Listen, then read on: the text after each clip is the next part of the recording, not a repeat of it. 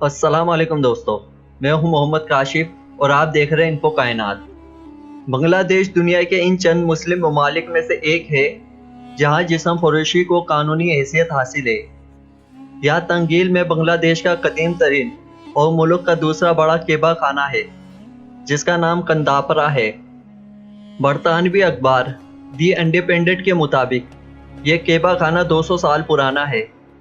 इसे सन 2014 में मस्मार कर दिया गया था, ताहम हाल ही में मकामी NGOs की मदद से इसे दोबारा कायम कर दिया गया है।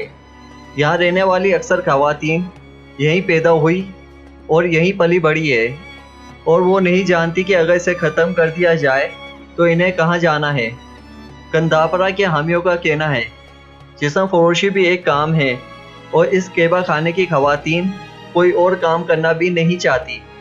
रिपोर्ट के मुताबिक केबा खाना मस्मार किए जाने के बाद इन खवातीन ने बज़ात खुद भी एहतजाज किया था।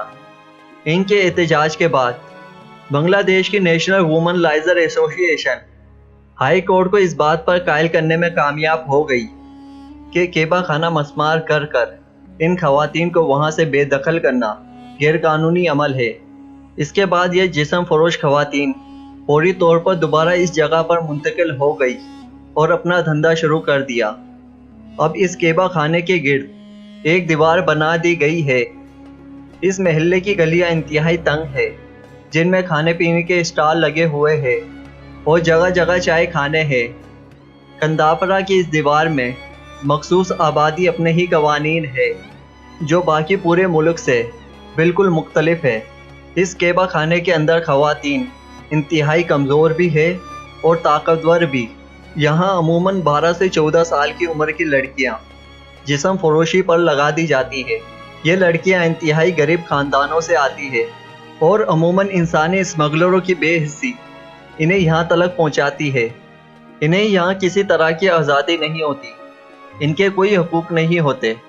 वो एक मैडम की मिल्कियत होती है। इन्हें बाहर जाने या पास रकम रखने की भी इजाज़त नहीं होती।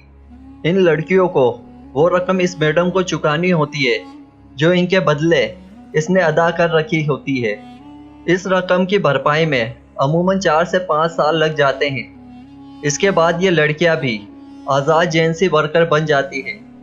इसके बाद वो किसी भी ग्राहक को इनकार भी कर सकती है और रकम भी अपने पास रख सकती है और अगर चाहे तो केबा खाने से भी जा सकती है, मगर चूँकि केबा खाने की बैरूनी दुनिया इन्हें कबूल नहीं करती, इसीलिए ये आज़ादी के बाद भी यहीं रहने और कमाई कर कर अपने ख़ानदान की माली मावनत करने को तरजीह देती है। उम्मीद करता हूँ कि आपको ये मेरी छोटी सी वीडियो पसंद आई होगी, तो प्लीज़ इस वीडियो को लाइक करें, अपने दोस्तों में शेयर करें और मेरे चैनल को सब्सक्राइब करें।